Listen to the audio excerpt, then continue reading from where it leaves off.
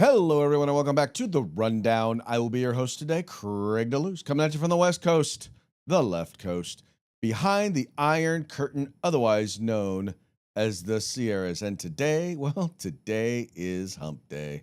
Uh-oh. Mike. What day is it, Mike? It's Hump Day. Hump Day! It's Hump Day. Hump Day!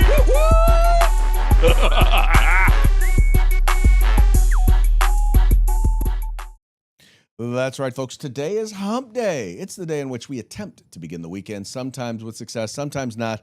But as I always like to say, the fun is all in the trying. It's just going to be us today. Mike got called in. Hey, it's the problem with this new gig that he's got, man. Just sometimes he gets a holla, he gets a ring, and he's got to go fly. So that's where he's at. That's what he's doing. But I'm here. You're here. And we're going to have a good time with the news today because, as usual, there's a lot of stuff going on. Whenever Donald Trump is president, it seems like the news never, ever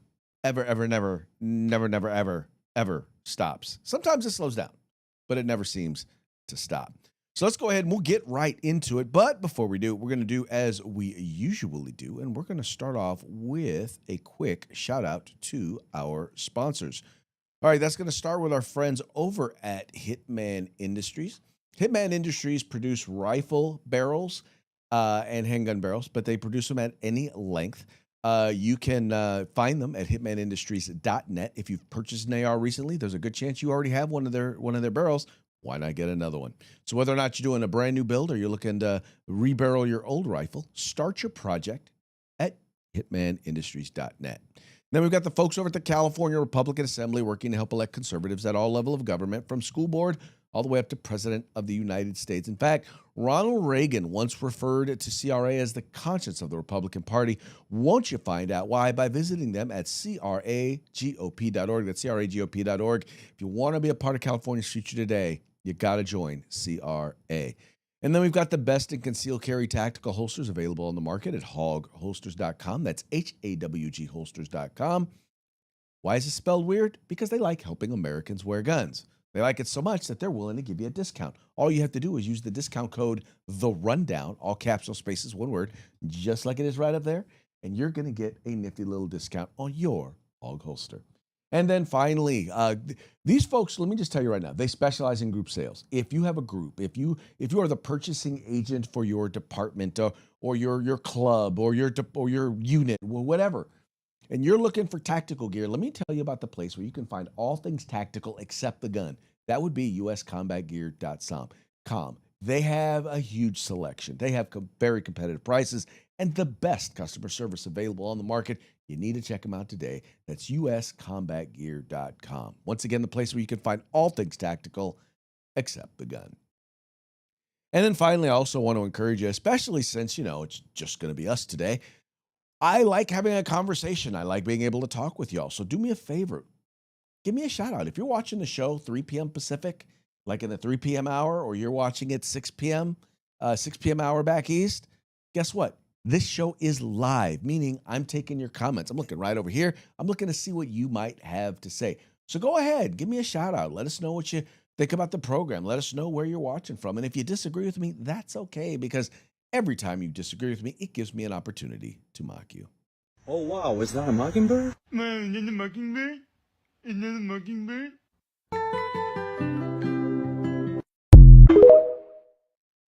As Mike likes to say, we will mock you.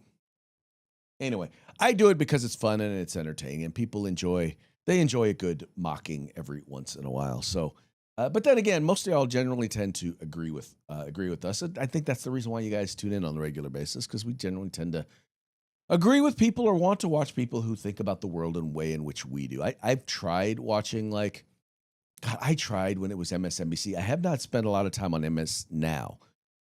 There were times when I could only handle it for 5-10 minutes at a time before I just wanted to let me clarify. During the entire 5-10 minutes, I was yelling at the TV because they were just such idiots over there. And not idiots and liars, right? Let me be clear, because some of them realize they know that what they're doing is propaganda, not press. And that's, I guess, more I'm yelling at the people who actually believe that what these folks are saying is actually the truth, because I think and I know that what they're saying is puppycock is what it is. It's all bad, all wrong. But it is what it is. Now, leading the news today, and I wanted to make sure to tell you all about this one. Leading the news today, whenever we get a nice win in when it comes to to gun rights, I always want to make sure that leads the way. And that's going to start with our story from over at Breitbart.com or Breitbart News, where California is going to have to pay a nice hefty little check to gun rights, to the gun rights community, because, well, they decided to violate our First Amendment rights when it comes to the Second Amendment. As is being reported over at Breitbart News, California agrees to pay $1.3 million settlement for unconstitutional ban on gun advertising.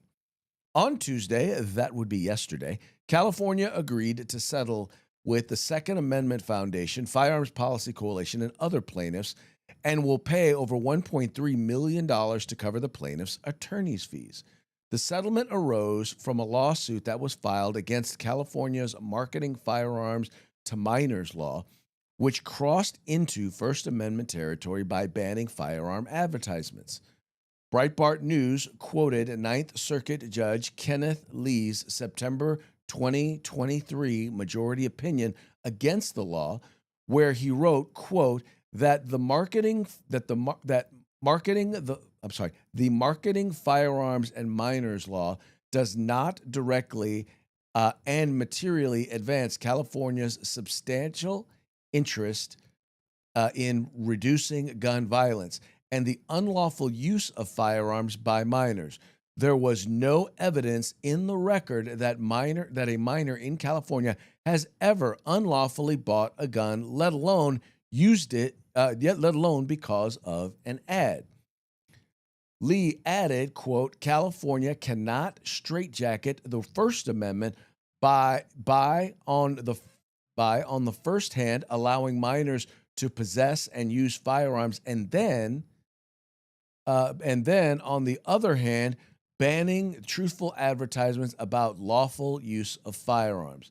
The Firearms Policy Coalition announced the settlement on X, writing, quote, after losing twice in the Ninth Circuit, California has agreed that its minor firearms advertising ban violates the First Amendment, and will pay the plaintiffs $1,381,749.72 for attorney's fees. The Second Amendment Foundation also posted on X, quote, Gavin Newsom passed a law to attack the First Amendment because he was mad about 22 LR rifle that was meant for junior shooters. That little stunt has cost California taxpayers over $1 million, not including whatever the California Department of Justice spent on their own lawyers, $350,000 to SAF, $550,000 to the California Rifle Pistol Association Coalition of Plaintiffs, and the same lawsuit, and another $480,000 in Parallel Safari Club international case on the same issues. Now, here's the thing that I need you to recognize here. And these are the sorts of lawsuits that we're also filing. This is not necessarily directly a Second Amendment victory, although it is. It's a Second Amendment victory because the belief that gun grabbers have is that if you believe in the Second Amendment, all of your other constitutional rights become suspect. You no longer have a right to freedom of speech, right? If your kid wants to wear, I support the Second Amendment on his shirt to school, some schools will tell him you either have to turn it inside out, take it off, or get kicked out of school. They've done that. That has happened multiple times, right? They believe that if you want to put up a sign promoting the advertisement of a firearm on the inside of your store, but if it can be seen on the outside of your store in California, and I'm sorry, in this case, we're talking a handgun, guess what? You would get in trouble. You would get fined, right? There are a number of different things, a number of different points that they'll make where it is okay for them to silence you If you believe in the Second Amendment, you lose your right to freedom of speech. But that's not the only one. Red flag laws, great example, right? Red flag laws, you lose your right to due process. You lose your right to face your accuser, right? You lose the right to against unreasonable search and seizure. You lose private property rights, right? And because it's a civil action, you don't even have the right to representation. How about that? Right? Once again, all of your other rights become suspect because you believe in and because you support or because you wish to exercise the Second Amendment. Folks, I always said this, they treat the Second Amendment like it's a right, but it's not a right. You know what I mean? Like it's the redheaded stepchild of constitutional rights. Some of y'all will get that, some of y'all won't. Maybe I'm dating myself with that one. But this is a phenomenal win because I think in many, many, many other cases, what's going to wind up happening is we're going to have the ability to stand up and take a bite, right? We're going to have the ability as they go after these other rights. Because, by the way, one of the great things about this particular case, there's right, is they're very specific. When it comes to the First Amendment, our courts generally have been very, very good. Whether it's right-leaning court or left-leaning court, they generally, as a general rule, has been pretty good when it comes to, look, this is strict scrutiny, right? You better come up with a heck of a good reason to violate the First Amendment. And so that's one of the reasons why, in particular, organizations like the Second Amendment Foundation and the Firearms Policy Coalition have really sought out these lawsuits to really try and go after, once again, these other rights that are being subverted because of the Second Amendment, because there are people who believe in the Second Amendment. So once again, I just want to give a shout out to the folks over at the Firearms Policy Coalition, the Second Amendment Foundation. This is a big win because lawyers cost money. And to see these things, and by the way, this money will go right back into these organizations and will be used to help file other lawsuits. Now, you need to understand that these organizations, they don't get taxpayer dollars, right? They don't get the money. Like when you and I pay taxes, that money's not going to defend our constitutional right to keep and bear arms. That money's going to the attorneys general and the district attorneys and the city managers who are attacking our right to keep and bear arms. No. See, those organizations depend on contributions, not just from victories like this, but they depend on contributions from folks like me and you to be able to seed and pay for these lawsuits. And in case y'all don't know, lawyers cost money. So if you get a chance, if you feel so inclined, do yourself a favor. Contact these organizations, California Rifle Pistol Association, the Firearms Policy Coalition, the Second Amendment Foundation, and give them a donation. Doesn't matter how small, how big, but do something. Let them know that you appreciate the work that they are doing because, once again, they're not just fighting for your right to keep and bear arms. They're fighting for your civil rights. And as I always like to say, because it's a fight for your civil rights, if you do not use them, you will lose them. So make sure you do that. All right, moving right along. This one, I have to admit, now I'm not a big fan of hate crime laws. I think that if you do something that is illegal to someone, the penalty should be stiff. I mean, if you're doing violence to somebody, the penalty should be stiff, regardless of your age, regardless of your race, regardless of your. Well, I'll say let me give it not regardless because of your age. Let me undo that. Regardless of your gender, regardless of your race, regardless of your religion.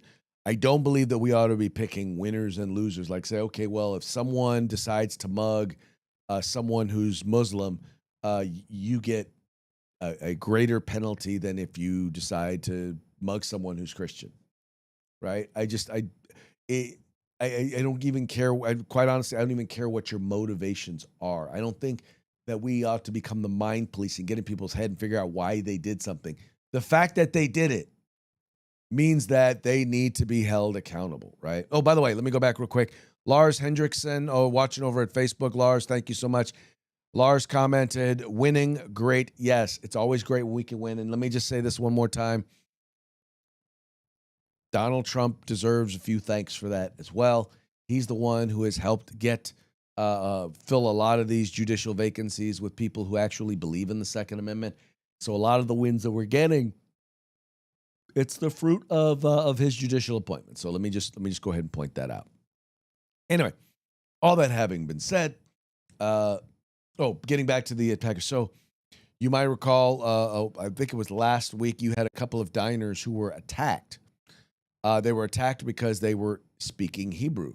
And they were attacked by two individuals who evidently did not like the fact that they were speaking Hebrew or that they were Jewish. Well, those attackers have been apprehended. And a shocking decision is that they've decided that they are not going to prosecute these folks of hate charges. Well, let's read. This is being reported by the New York Post. It says 3 suspects accused of brutally assaulting 2 Israeli Americans outside a diner in San Jose, Northern California, will not face hate crime charges in the attack, prosecutors revealed. 3 men, I'm not going to say their names, were hit with felony assault charges, while one of them faced an additional misdemeanor battery charge after they turned themselves in to the San Jose Police Department on Monday. Investigators had been looking at the attack as a potential hate crime after the Hebrew-speaking victims alleged their attackers used anti-Semitic language. And here's one example. Now, by the way, let me just keep reading. So these are some of some of the photos taken from the attack. All right, it says here, it's not clear why prosecutors did not move forward with the hate crime charges, though the Santa Clara District Attorney's Office said the case remains an active investigation. Governor Gavin Newsom condemned the attacks as, quote, disgusting, and San Jose Mayor Matt Mahan said that anti-Semitism and all acts of hatred have no place in San Jose. The shocking assault took place in broad daylight on March 8th outside the upmarket restaurant Augustine in Santana Row. Onlookers said the suspects heard the victims speaking Hebrew and stopped to attack them as they passed by. The attackers allegedly spoke Farsi during the attack and said things like, "Don't F with Iran," said the San Francisco Chronicle reported. Witnesses said the men also said F Jews. So now, once again, this is not coming from the people who were involved, people who were attacked. This is not coming from the right-wing media.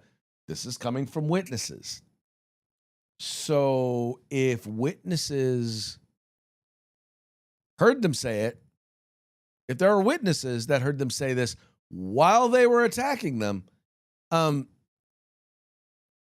mean, if we're going to be the thought police, if we're going to debate whether or not these folks should be charged with a hate crime, shouldn't one of the reasons why they should be charged with a hate crime have something to do, I don't know, with the fact that they were saying anti-Semitic things while they were doing it? I mean, shouldn't that be a dead giveaway? I mean, if we're going to have hate crime laws, if we're going to additionally prosecute people for the things they do, I mean, if you're going to have them, why not enforce them? Why do it selectively? You didn't say when you passed the law, well, if they're attacking people because of their Muslim faith, or if they're attacking people because they happen to be black or Latino, or if you're attacking them because they're gay or lesbian or transgender. But we're not going to allow it to count if the person happens to be straight white male. Or maybe they're a male, but, maybe they're black, but, they're still a male. So we're not going to allow that to happen. I mean, I'm trying to figure out, none of that is in the law. So why are you discriminating when you know that this is based on? By the way, this is nothing new.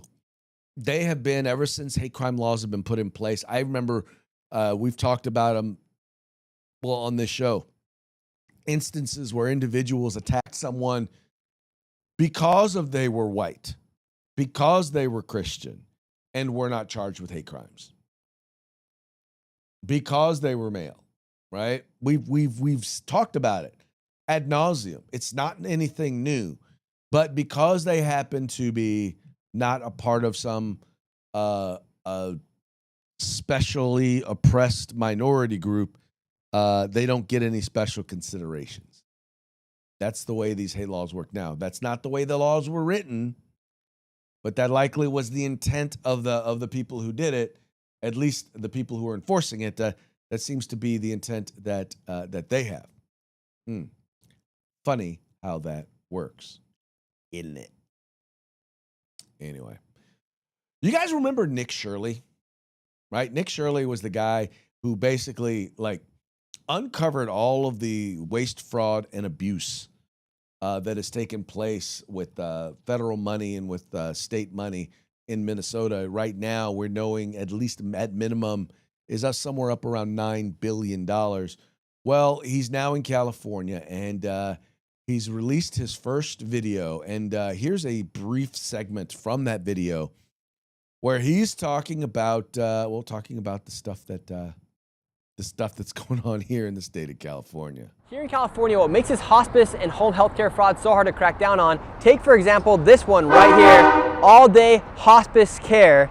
They have billed $3.1 million, and per beneficiary, that's about $6,000, and 24 claims per patient with only 2 codes, which means 2 services. They've had over 505 patients, and they started billing in 2023 and accumulated $3.1 million in 19 months. And that is over 12,000 claims. The velocity of the billing here is what leads me to believe this is potentially fraudulent. And what makes this hard to track is that they then just rent small little suites inside of these kind of buildings, and they run their operations from there. And once any sort of suspicion comes, they then leave, close down shop, and who knows where they go. Are they going back to Armenia? Are they going back to Russia? Are they going back to their native country? Or are they just moving to another building inside of a location here in Los Angeles? And these areas where these people are committing this fraud, it just looks dilapidated. You have storefronts that are completely closed down, homeless people walk on the streets, these businesses are all boarded up, and they're prying on people who are on the verge of death to make all their money. That's what hospice is. But that is what the business model of the hospice is they just literally rent out these small little suites, charge millions of dollars over the years. Oh my gosh. And you just have people peeing. How was that piss?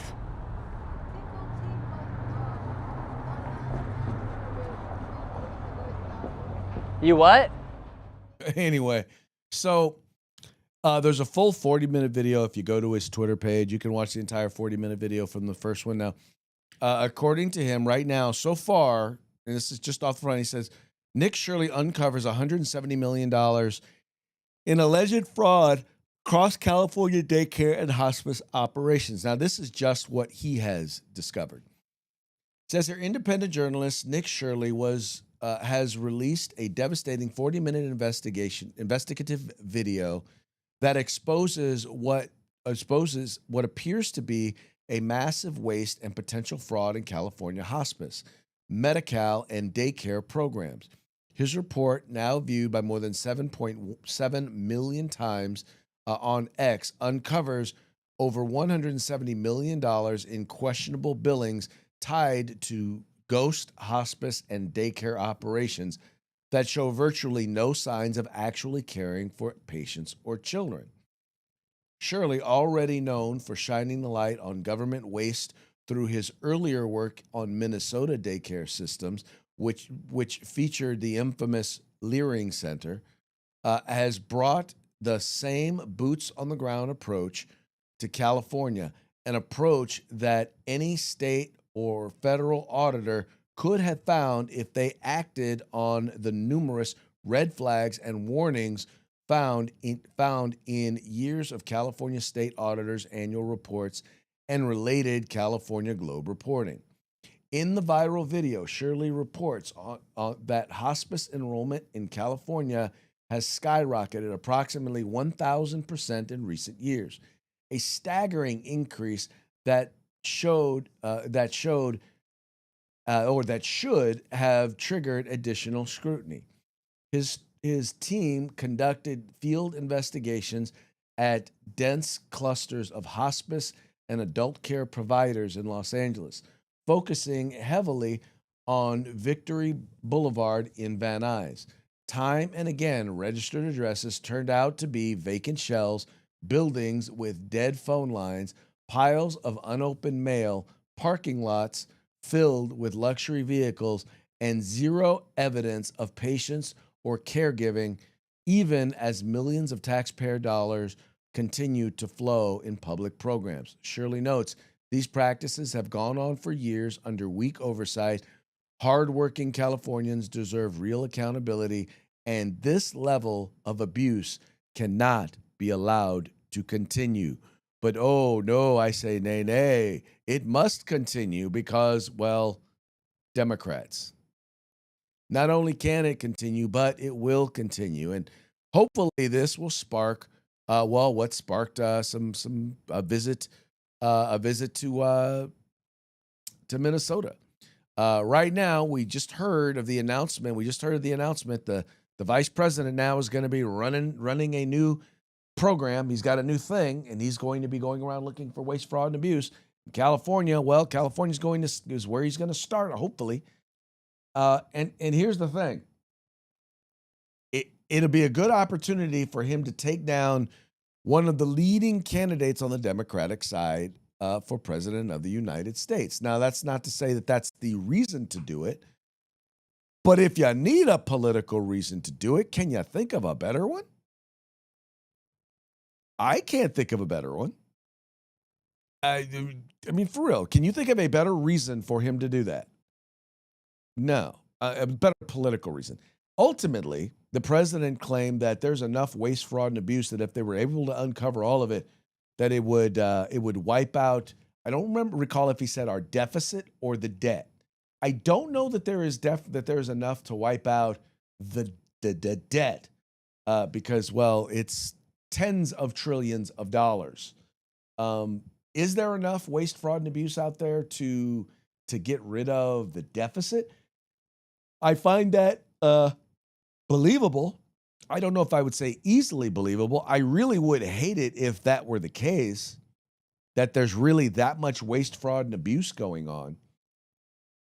Do I find it possible? Yeah. Being here in California, seeing how some of these programs are run, I find it very easy to believe that there's that much waste, fraud, and abuse. I find it in particular in places like California, where we have very, very lax enforcement of rules, where we have very, very little scrutiny of any of these programs. And when it happens to be federal money, there's even less scrutiny. People pay even less attention to what is going on. Here's an example. This is from another independent journalist. He was reporting on this. I once again, this is another story that I found to be quite believable. A journalist walked into a building in LA and found 81 hospices registered at one address. She knocked on doors, out to lunch, same sign, every visit, for weeks. One office was an auto body shop on the second floor. Why are you taking picture? Why are you asking some questions? No cars. When she started asking questions, someone called 911. 31% of all hospices in America are registered in LA County. 2% of seniors in America live in LA County. You do the math. Now, I wish he had said the name of the reporter and included a link to their report, but I don't find that hard to believe. I really don't. He actually included video from the person who did the reporting. In any case, I can guarantee you that this is going on all throughout the nation, not just in California, not just in Minnesota, but I'll also be willing to bet you it's even more prevalent in places like Los Angeles, in places like the San Francisco Bay Area, in places controlled by liberal Democrats, because for them it is so important to make sure that we're helping the poor, that we don't put any checks in place. We don't have checks and balances. We don't make sure that the money isn't being wasted. They care. They say they claim to care a whole lot about the poor and about the needy, but they don't seem to give a rip about the taxpayer. Even if that taxpayer is poor, even if that taxpayer is needy, they don't seem to really care about them. They don't seem to care enough about the poor and the needy to keep the money that was supposed to go to help them from being stolen and abused, from being misused, from being taken away. And I'll tell you one of the reasons why. There's two reasons. One, they don't care about the actual outcome. They care about the intent, right? If they fix the problem, then they can't run on that problem anymore. So they don't care about fixing the problem. All they care about is looking like they care. That's really about it. The other issue is this. Take a look at the people running these programs. Oftentimes you will find it is their friends.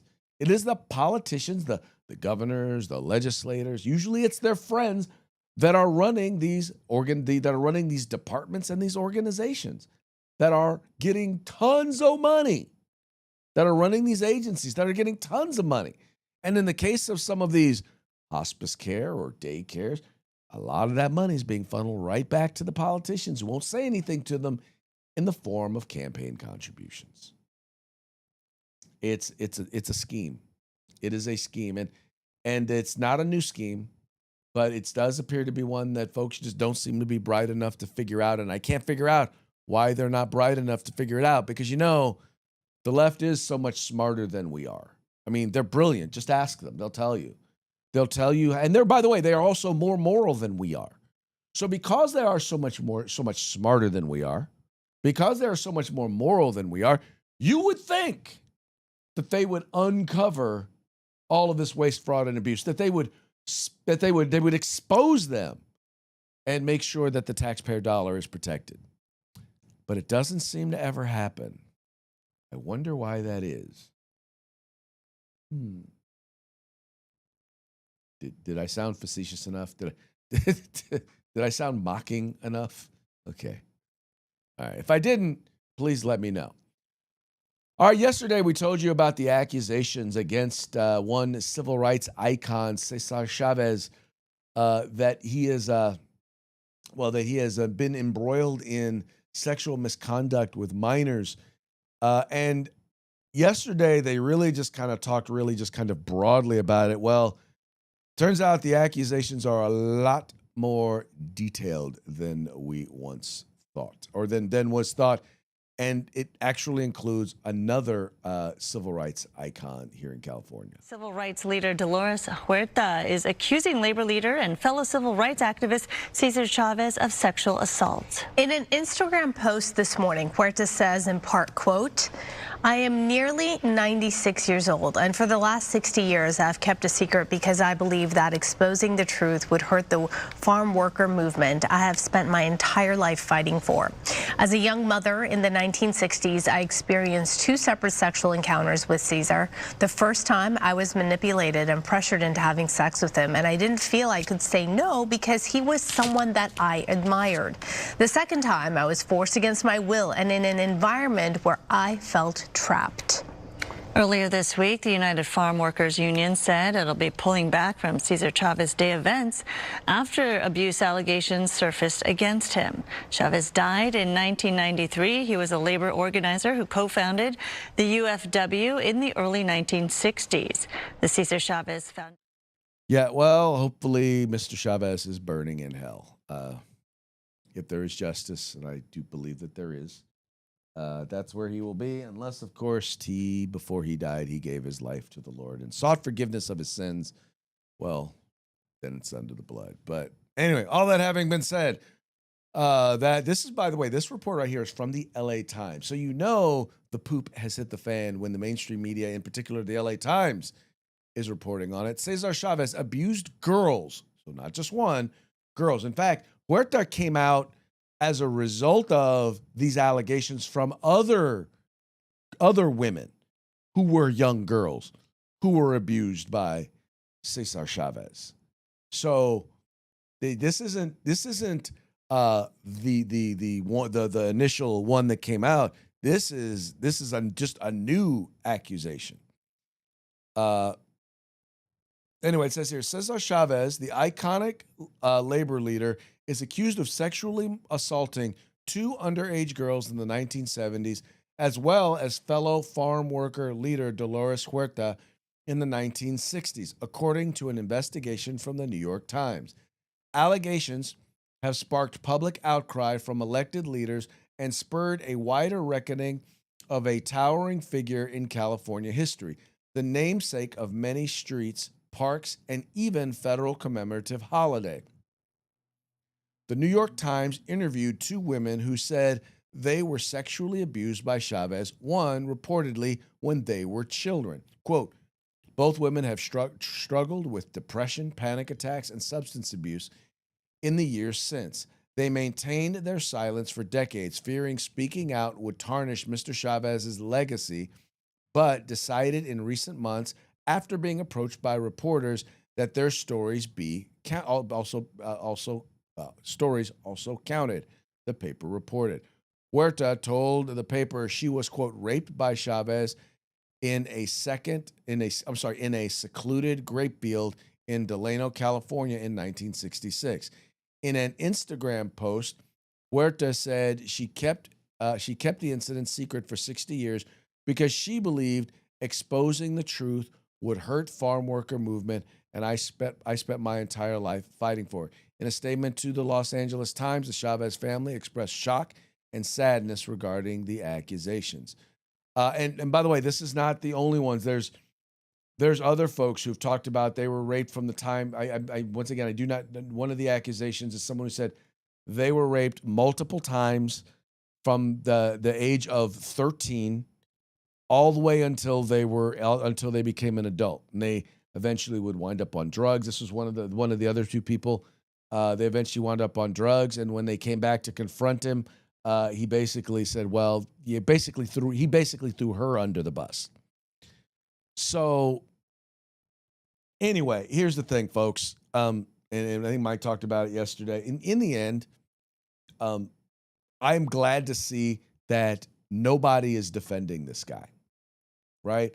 Unless there's evidence that this is a lie, I'm glad to see now that there is. I'm finding it hard to believe that this is not true, but I'm glad to see that even the mainstream media is stepping up and speaking the truth. Now, here's what I also want you to recognize. And I'm going to compare this to accusations being made of President Trump, because I hear plenty of people on the left and plenty of people not so much in the media. They talk about how Trump is in the Epstein files, but once again, they also make it a point to clearly say there are 0 accusations of him doing anything wrong, right? They make it a point to say that, but yet people on the left don't really care. And I'm really curious to see how many people on the left, and when I say the far left, because I believe there are wackos on the far left, there are going to be people who are going to defend Chavez. Now, they're not saying anything right now. You're not hearing from them. And I am hoping, because I do want to have some hope for mankind, that there is nobody out there sick enough to come out and try and defend Cesar Chavez and what he did. Well, yeah, no. This is indefensible. This is indefensible. And yes, he needs to be stripped of his national holiday. Yes, if you named anything after him, it's time to unname it after him. This is not, he cheated on his wife. This is, this is, he created. If there is a meaning of the word immoral or moral turpitude, this guy has violated it, right? He has done some disgusting, and I say disgusting things, and needs to be, and once again, at the very least, his legacy needs to be held to account. And by the way, you can separate the man from the organization, right? You can. I mean, United Farm Workers, he may have been the leader, but there were people at United Farm Workers. You do plenty of other people who weren't engaged in sex with children that you can look to as a leader, as the ones to whom to credit these things. And by the way, that's the other thing. And Mike and I talked about this yesterday. A lot of this he helped do. A lot of the good things he helped do does not excuse the bad things. It doesn't. And no need to get into the good things. But you can acknowledge that the good things are good things. You just don't have to necessarily credit them. You don't have to spend time talking about him to talk about the things you think are good things. How about that?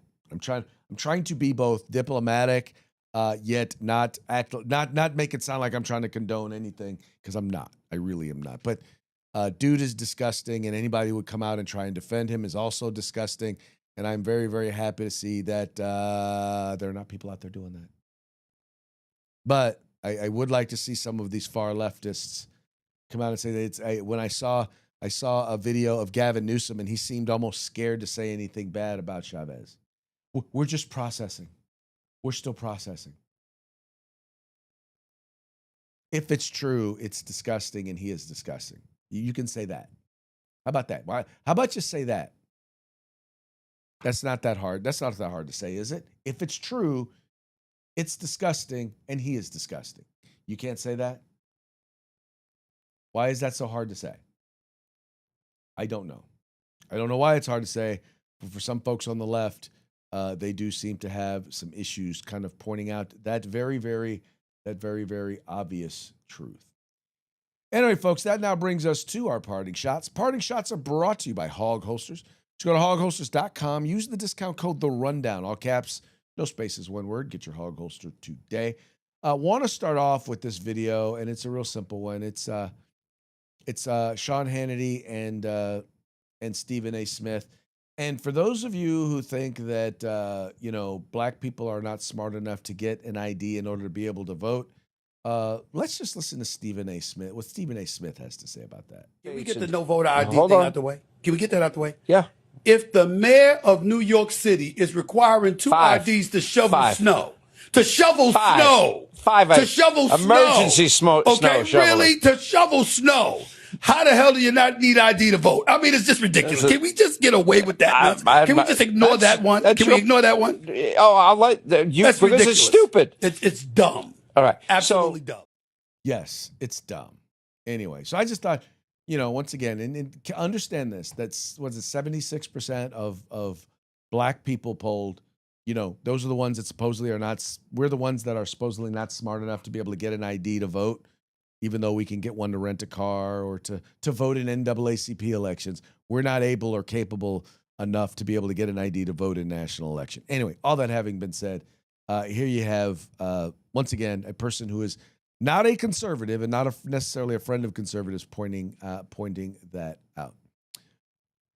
Okay, here's another one. These next two are comedians. I think you're gonna find these to be interesting. Look, you can't run a company on diversity. That's not how that works. You end up with people in situations that should never be there. LA had those big ass fires, and a couple weeks before the fires, their lesbian fire chief was asked in an interview what her number one priority was. And she said diversity. If you're a firefighter and somebody asks you what your number one priority is, the absolute layup to just say fighting fires. I that's exactly what I thought at the time. But such was not the case. Okay, this next one. Well, let's just say I am not sexist, but I do enjoy a good joke about the fairer gender. In the last 10 years, there's actually been 20% increase in women in government, which is probably good, but there's also a 20% increase in the national debt, most likely unrelated, but a little bit of emotional spending on Ukraine. Yeah, that's funny. Come on, don't get offended. Don't get offended, y'all. Anyway, dude is funny. He was just here in Sacramento, and I missed his comedy show when he was here. I gotta try and hit him up again next time he makes it out to Sacramento. I like him because, by the way, he does hit both sides. And what I also like about him is he hits my number one rule when it comes to political comedy: be funny. I don't care if you make fun of my guy or you make fun of their guy. I don't care if you make fun of my party, you make fun of their party. I don't care if you make fun of my religion or you make fun of their religion or their gender or my gender or gender perception. I don't care. As long as you are funny. And he is. Anyway, I'll stand on that. Anyway, All right, folks, that brings us to the end of our program. But before we go, we're going to give one more quick shout out to our sponsors. We're going to start with Hitman Industries. They make rifle and pistol caliber barrels available at any length. You can find them at hitmanindustries.net. The California Republican Assembly, the conscience of the Republican Party. Learn more at cragop.org. And then you've got the best in concealed carry tactical holsters available on the market at hogholsters.com. That's HAWG holsters.com, helping Americans wear guns. And then you've got the place where you can find all things tactical except the gun, and that would be at uscombatgear.com. And with that, we're going to go ahead and call it a day. We will be back tomorrow on Throat Punch Thursday. Till then, y'all have fun, y'all stay safe, and we will see you mañana.